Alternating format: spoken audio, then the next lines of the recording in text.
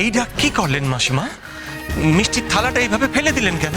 নিশ্চিত আমি কারো কোনো কথা শুনতে চাইছি না। এই পাপের টাকায় বানানো সমস্ত মিষ্টি তোর দোকান থেকে এক্ষুনি ছুঁড়ে ফেলে দে।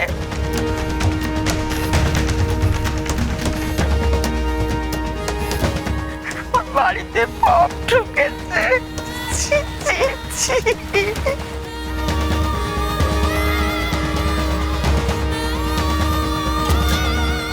মা মা আমার কথাটা একবার শুনুন। আপনি আমাকে আর মিস্টার চৌধুরীকে ভুল বুঝছেন। সোমা সব মিথ্যে কথা বলছে। মা মা আমার কথাটা একবার শুনুন। খবরদার চবে না আমার পরশে ঘৃণা করছে আমার।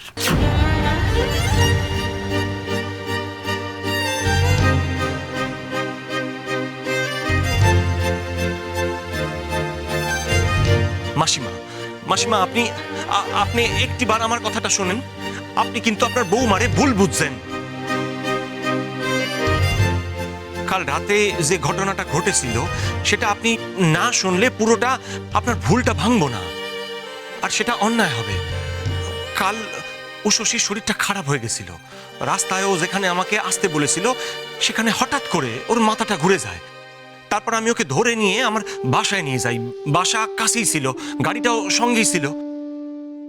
কিন্তু এই ঘটনাটাকে নিয়ে যে এত এত বিশ্রীভাবে বলা হবে সেটা আমি ভাবতেও পারছি না। এইটা শুনেই আমার লজ্জা হচ্ছে। অনেক কিছু তো বললে বাবা, কিন্তু শোনো আসলাম চৌধুরী, তোমাকে আমরা অনেক স্নেহ করেছি, তোমার উপকার আমরা মাথায় তুলে নিয়েছি। কিন্তু এটা শুধু মেয়ে জামাইয়ের মুখের কথা নয়। ছবিকে মিথ্যে বলে?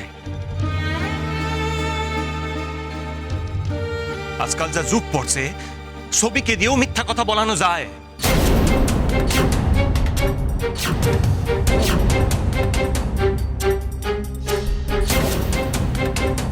এই প্রতিটা ছবির পিছনে অন্য কারণ আছে, সেগুলো না বলে অন্য কথা বলা হচ্ছে এখানে।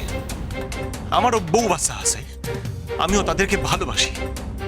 এমন কথাটা আপনারা আপনারা ভাবলেন কি করে? আমরা তো ভাবছিলাম না, আপনি তো নিজের চোখেই দেখলেন। আপনার সম্মান বাঁচানোর জন্য আমরা নরেশদা আর সোমাকে অপমান করছিলাম, সবটাই তো দেখলেন। কিন্তু এরপর নরেশদা যেটা দেখালো, এরপর তো আর কিছুই বলার থাকে না। অবশ্যই থাকতে পারে। আসল ব্যাপারটা হলো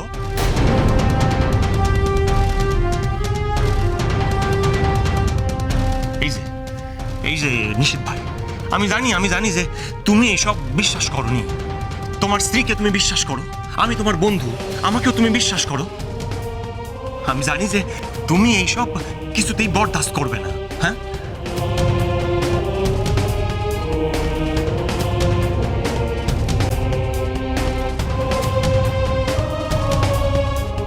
এবার তুমি ফিরে যাও বন্ধু, আর না।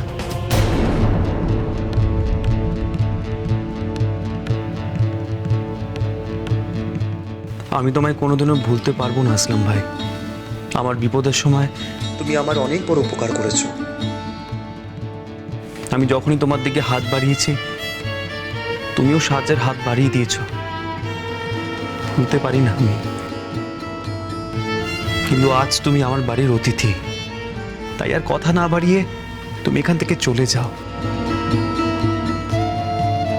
আর যে টাকাটা আমি তোমার কাছ থেকে ধার হিসেবে নিয়েছি, আমি সেটা মানি অর্ডার করে তোমার দেশের ঠিকানায় পাঠিয়ে দেব।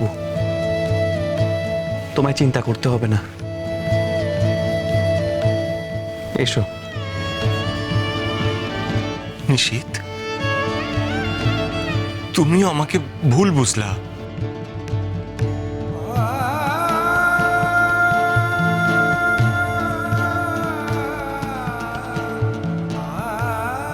इसी को ही बोलते हैं नरेश कुमार का बुद्धि। ঠিক সময় ছবিগুলো তুলে রেখেছিলাম বলে কি সুন্দর একটা ধামাকা করতে পারলাম আজ ঘোষ বাড়িতে। উষসী,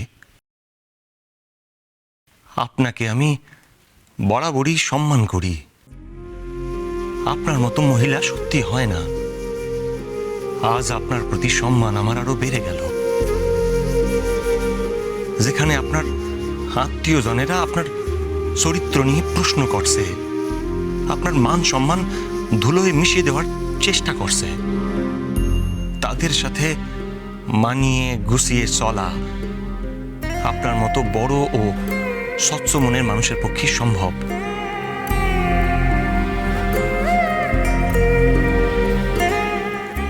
আমায় ক্ষমা করবেন,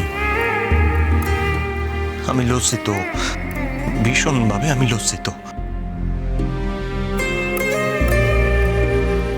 নিশীথ ভাইয়ের এই বন্ধুরে যদি কোনোদিন কোনো দরকারে আবার মনে পড়ে, আবার ডাকবেন, আবার আসবো।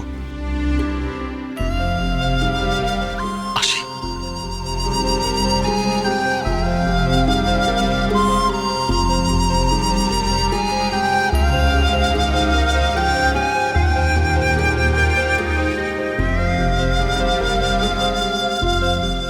ন্যাকামো। এখন কেঁদে কি হবে বড় বৌদি? আমাকে চড় মারার আগে নিজে কি করেছিলে সেটা একবার ভাবলে ভালো হতো। তুমি মিথ্যে কথা বলছো সোমা। তুমি আর তোমার বর মিলে আবার কোনো একটা কুচুটেপনা করছো। নোংরা প্ল্যান করে বদ্দিকে ফাঁসাতে চাইছো। বদ্দি এরকম নোংরা কাজ করতেই পারে না। আমি বদ্দার মা, কেউ এটা বিশ্বাস করবো না।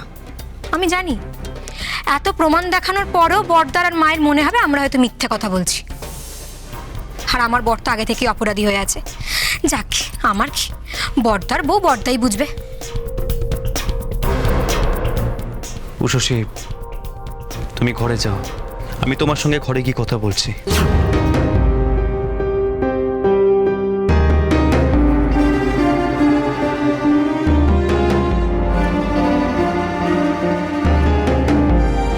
দাঁড়া নিশীথ, তোর বউকে দাঁড়াতে বল।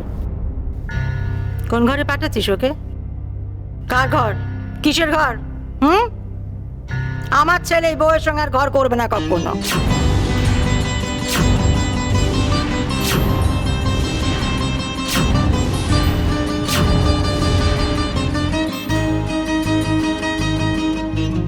এবার তোমার কি হবে উষসী ঘোষ?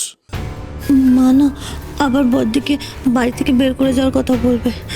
কি হবে গো? তুমি কিছু বলবে না? তুই চুপ করে দেখো না।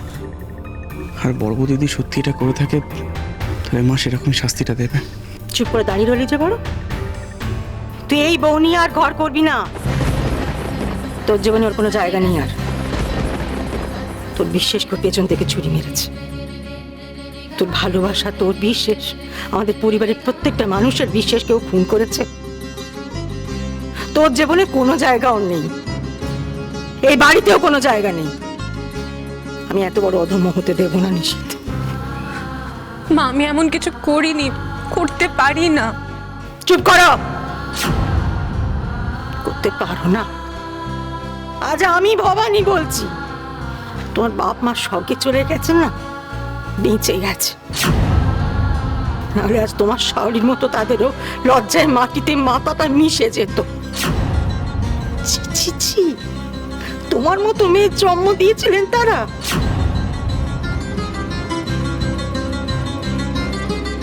এসব কি হচ্ছে? আমার খুব কষ্ট হচ্ছে বদ্দির জন্য। ভাগ্যিস ডাইনি বুড়ি ওর মা বাবাকে পেনে তুলতে গেছে, নয়তো বেচারে এইসব দেখলে না কেঁদেই ফেলতো।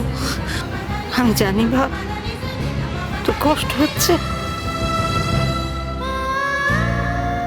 কষ্টে বুক ফেটে যাচ্ছে আমার।